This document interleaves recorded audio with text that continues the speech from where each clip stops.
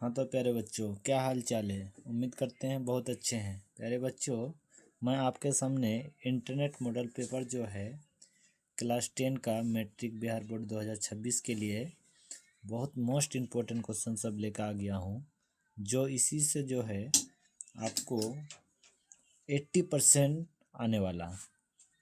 तो प्यारे बच्चों, अब वीडियो को बिना स्किप किए ध्यान से देखिएगा। तो प्यारे बच्चों, पहला क्वेश्चन है आपका कि समतल दर्पण की फोकस दूरी होती है। तो समतल दर्पण की फोकस दूरी क्या होती है? तो अनंत होती है। समतल दर्पण की फोकस दूरी अनंत होती है।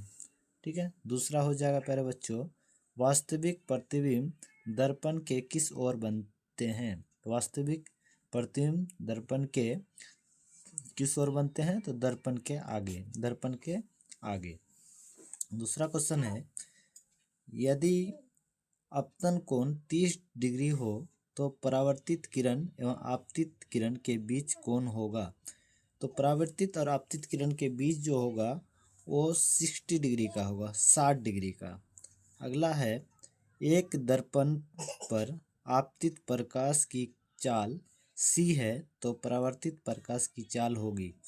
तो जो आपतित किरण और परावर्तित किरण दोनों बराबर होती है, तो जो आपतित किरण की चाल होगी वही परावर्तित किरण की भी चाल होगी। तो इसका भी आंसर क्या हो जाएगा? सी हो जाएगा। तो बच्चों, अगला क्वेश्चन नंबर 5। अगला है, गोलीय दर्पण में कार्तीय चिन्ह परिपाटी के अनुसार मूल बिंदु लिया जाता है। तो इनका क्या हो जाएगा उत्तर? मूल बिंदु जो है ध्रुव पर। किस पर? ध्रुव पर। जब प्रकाश सघन से विरल माध्यम में जाता है तो उसकी गति क्या होती है? उसकी गति बढ़ती है। उसकी गति बढ़ती है। अपवर्तन के कारण कौन सी राशि बदलती है? तो अपवर्तन के कारण जो है राशि आवृत्ति और तरंग दैर्ध्य दोनों बदलती है। आवृत्ति और तरंग दैर्ध्य, यानी इसका ऑप्शन नंबर डी हो जाएगा, ए और बी दोनों। 50 सेंटीमीटर फोकस दूरी वाले लेंस की शक्ति है। तो 50 सेंटीमीटर फोकस दूरी वाले लेंस की शक्ति जो होगा वो 2 डायोप्टर होगा। 2 डायोप्टर, बी नंबर ऑप्शन हो जाएगा। तेल या कागज होता है, तेल या कागज जो होता है वो पारभाषक होता है, यानी इसका प्रकाश का कुछ अंश इससे आर पार होता है, इसलिए ये पारभाषक। तो ऑप्शन नंबर सी हो जाएगा। प्रकाश की चाल न्यूनतम होती है। तो प्रकाश की चाल जो है सबसे कम जो होता है वो कांच में होता है, सी नंबर। सबसे अधिक जो होता है वो निर्वात में और सबसे कम कांच में, यानी न्यूनतम सबसे कम कांच में। तो ऑप्शन नंबर सी हो जाएगा। निम्नलिखित में से किस भाग पर मानव नेत्र में किसी वस्तु का प्रतिबिंब बनता है? तो किस भाग पर बनता है? तो उसको हम लोग बोलते हैं दृष्टिपटल। दृष्टिपटल यानी इस ऑप्शन नंबर डी हो जाएगा। ठीक है। रेटिना भी कहते हैं इसको। ठीक है, इंग्लिश में रेटिना और हिंदी में दृष्टिपटल। उसके बाद अगला क्वेश्चन 12 नंबर क्या हो जाएगा? नेत्र का पारदर्शी अग्रभाग कहलाता है। तो नेत्र का पारदर्शी अग्रभाग कहलाता है, वो क्या होता है? वो होता है आपका कॉर्निया। ऑप्शन नंबर बी क्या हो जाएगा? कॉर्निया। 13 नंबर क्वेश्चन है, बाइफोकल लेंस द्वारा कौन सा दोष सुधारा जाता है? तो बाइफोकल लेंस द्वारा जो दोष सुधारा जाता है वो जरा दृष्टि दोष। कौन सा? जरा दृष्टि दोष। अगला है, रोडस कोशिकाएं किसके प्रति संवेदनशील होते हैं?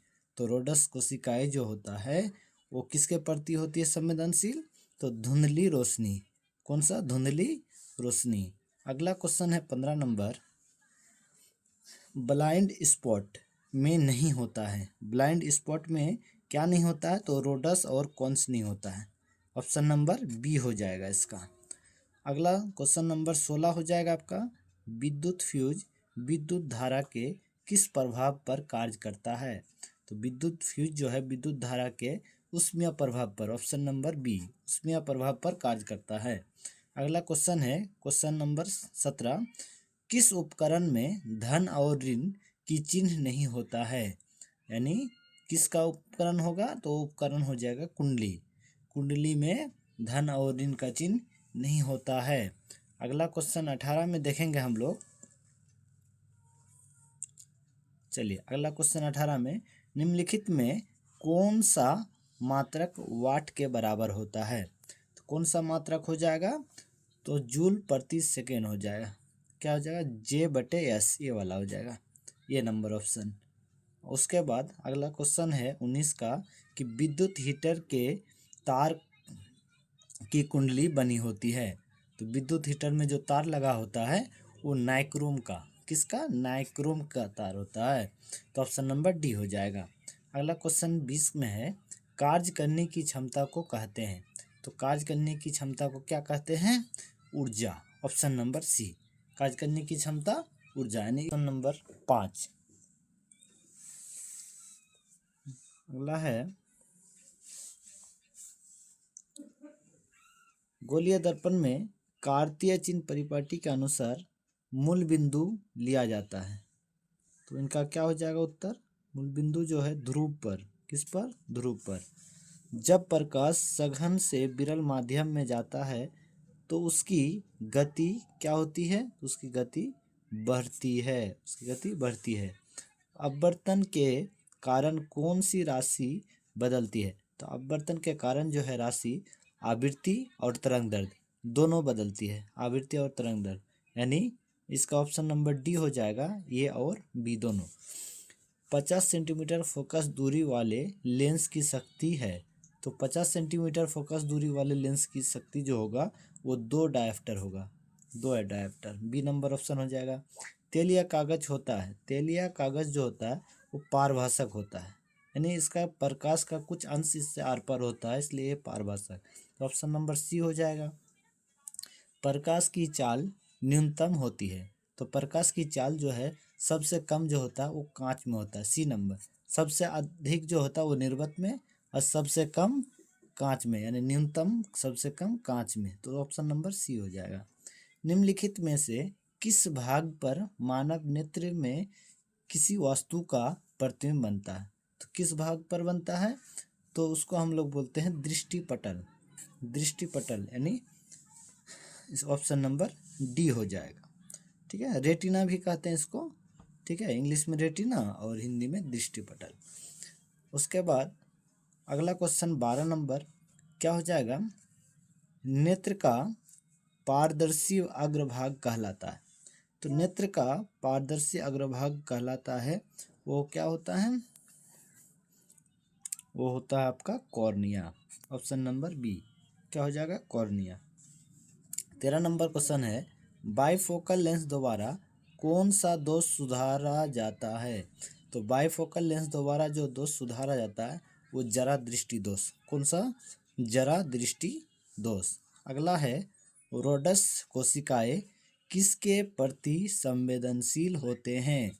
तो रोडस कोशिकाएं जो होता है वो किसके प्रति होती है संवेदनशील? तो धुंधली रोशनी। कौन सा? धुंधली रोशनी। अगला क्वेश्चन है 15 नंबर, ब्लाइंड स्पॉट में नहीं होता है। ब्लाइंड स्पॉट में क्या नहीं होता है? तो रोडस और कॉन्स नहीं होता है। ऑप्शन नंबर बी हो जाएगा इसका। अगला क्वेश्चन नंबर 16 हो जाएगा आपका, विद्युत फ्यूज विद्युत धारा के किस प्रभाव पर कार्य करता है? तो विद्युत फ्यूज जो है विद्युत धारा के ऊष्मीय प्रभाव पर, ऑप्शन नंबर बी, ऊष्मीय प्रभाव पर कार्य करता है। अगला क्वेश्चन है क्वेश्चन नंबर 17, किस उपकरण में धन और ऋण की चिन्ह नहीं होता है? यानी किसका उपकरण होगा? तो उपकरण हो जाएगा कुंडली। कुंडली में धन और ऋण का चिन्ह नहीं होता है। अगला क्वेश्चन 18 में देखेंगे हम लोग। चलिए अगला क्वेश्चन 18 में, निम्नलिखित में कौन सा मात्रक वाट के बराबर होता है? तो कौन सा मात्रक हो जाएगा? तो जूल प्रति सेकेंड हो जाएगा। क्या हो जाएगा? J/S, ये वाला हो जाएगा, ये नंबर ऑप्शन। उसके बाद अगला क्वेश्चन है 19 का कि विद्युत हीटर के तार की कुंडली बनी होती है। तो विद्युत हीटर में जो तार लगा होता है वो नाइक्रोम का, किसका? नाइक्रोम का तार होता है। तो ऑप्शन नंबर डी हो जाएगा। अगला क्वेश्चन 20 में है, कार्य करने की क्षमता को कहते हैं। तो कार्य करने की क्षमता को क्या कहते हैं? ऊर्जा। Option number C. कार्य करने की क्षमता ऊर्जा, यानी इसीलिए ऑप्शन नंबर सी हो जाएगा। चलिए अगला क्वेश्चन है आपका 21 नंबर। विद्युत धारा के चुंबकीय प्रभाव की खोज किसने की? तो इसका आंसर हो जाएगा ऑप्शन ए में ऑस्टेट। चुंबकीय बल रेखा की प्रकृति होती है, तो इसका आंसर हो जाएगा ऑप्शन ए काल्पनिक। विद्युत धारा उत्पन्न करने की युक्ति को कहते हैं, तो उसको क्या कहते हैं हम लोग? ऑप्शन ए में जनित्र। लघु पतन के समय परिपथ का प्रतिरोध क्या होता है? बहुत कम हो जाता है, यानी ऑप्शन नंबर बी हो जाएगा। नाभिकीय ऊर्जा प्राप्त करने हेतु आवश्यक तत्व है, तो क्या हो जाएगा? यूरेनियम, यानी ऑप्शन नंबर सी हो जाएगा। अगला क्वेश्चन है प्राकृतिक में पृथ्वी पर ऊर्जा का मुख्य स्रोत है, तो क्या हो जाएगा? प्राकृतिक में ऊर्जा का मुख्य स्रोत जो है वो सूर्य होगा, यानी ऑप्शन नंबर बी। निम्न में किसका अर्थ जल होता है? तो इसमें हो जाएगा हाइड्रो। हाइड्रो मतलब ये हो जाएगा ऑप्शन नंबर डी हाइड्रो। निम्नलिखित में से कौन सा युग्म एकल विस्थापन अभिक्रिया प्रदर्शित करता है? तो इसका ऑप्शन नंबर डी हो जाएगा सिल्वर नाइट्रेट, विलयन एवं कॉपर धातु, यानी AgNO3। क्या हो जाएगा? D number option. साग सब्जियां का विघटित होकर कंपोस्ट बनना किस अभिक्रिया का उदाहरण है? तो उसका हो जाएगा ऊष्माक्षेपी, यानी ऑप्शन नंबर बी हो जाएगा। निम्न में से कौन ऑक्सीकरण की क्रिया नहीं होती है? तो क्या हो जाएगा इसका? ऑक्सीकरण की क्रिया जो नहीं होती है, तो इसका हो जाएगा ऑप्शन डी अवक्षेपण। क्या हो जाएगा? अवक्षेपण। उसका 30 नंबर क्वेश्चन देखिएगा। ग्लूकोज का रासायनिक सूत्र निम्नलिखित में से कौन है? ग्लूकोज का रासायनिक सूत्र होता है C6H12O6, यानी ऑप्शन नंबर सी हो जाएगा। निम्न क्वेश्चन है 32 में कि निम्नलिखित में से कौन समीकरण संतुलित नहीं है? तो संतुलित समीकरण जो नहीं है ये आपका ऑप्शन नंबर बी हो जाएगा। ठीक है, ये ऑप्शन नंबर बी जो है संतुलित समीकरण नहीं है। क्यों नहीं है? क्योंकि इसमें पोटेशियम 2 गो है, क्लोरीन भी 2 गो और ऑक्सीजन 3 गो। लेकिन आप देखिएगा प्रतिकारक में देखिए कि पोटेशियम 2 गो, क्लोरीन 2 गो, लेकिन ऑक्सीजन 6 गो, इसलिए संतुलित समीकरण नहीं है option number B. 33 number question देखिए। कोई विलयन लाल लिटमस को नीला कर देता है, उसका पीएच संभवतः क्या होगा? तो 11 हो जाएगा, ऑप्शन नंबर बी हो जाएगा। उसके बाद क्वेश्चन 34, यशद पुष्प क्या है? तो यशद पुष्प जो होता है वो जिंक ऑक्साइड होता है, यानी ZnO। ऑप्शन नंबर क्या हो जाएगा इसका? ऑप्शन नंबर सी हो जाएगा। निम्नलिखित में से कौन गैस चूने के पानी को दूधिया कर देता है? तो इसका हो जाएगा कार्बन डाइऑक्साइड, यानी CO2। ऑप्शन नंबर डी हो जाएगा। अगला क्वेश्चन है 36 नंबर में कि मधुमक्खी के डंक में निम्नलिखित में से कौन सा अम्ल होता है? तो मधुमक्खी के डंक में जो अम्ल होते हैं ये मेथोनाइक अम्ल होते हैं। मेथोनाइक, यानी ऑप्शन नंबर ये हो जाएगा। अगला क्वेश्चन 37 है कि प्लास्टर ऑफ पेरिस का रासायनिक सूत्र है। तो प्लास्टर ऑफ पेरिस का रासायनिक सूत्र होता है CaSO4 इंटू हाफ H2O, तो ऑप्शन नंबर बी हो जाएगा। चलिए अगला क्वेश्चन है 38 नंबर में, अम्ल और क्षार आपस में अभिक्रिया कर बनाते हैं। तो अम्ल और क्षार आपस में अभिक्रिया कर क्या बनाते हैं? लवण, यानी ऑप्शन नंबर सी हो जाएगा। उसके बाद अगला क्वेश्चन देखेंगे, निम्नलिखित में किस तत्व को संयोजी इलेक्ट्रॉनों की संख्या सबसे अधिक है? तो किस तत्व का? तो फास्फोरस। क्या? फास्फोरस, यानी ऑप्शन नंबर सी। क्यूप्राइट निम्नांकित में से किस धातु का अयस्क है? क्यूप्राइट जो है किस धातु का अयस्क है? वो कॉपर का, ऑप्शन नंबर सी। तो प्यारे बच्चों हमने आपके सामने 40 ऑब्जेक्टिव क्वेश्चन साइंस का जो मोस्ट इम्पोर्टेंट था उसको हमने सॉल्व किया। अगला फिर मोस्ट इम्पोर्टेंट क्वेश्चन लेकर आऊँगा नेक्स्ट वीडियो में, तो इसके लिए आप इनको ज़रूर देख लेंगे, जो आपका बिहार बोर्ड के लिए बहुत मोस्ट इम्पोर्टेंट है। तो प्यारे बच्चों, धन्यवाद।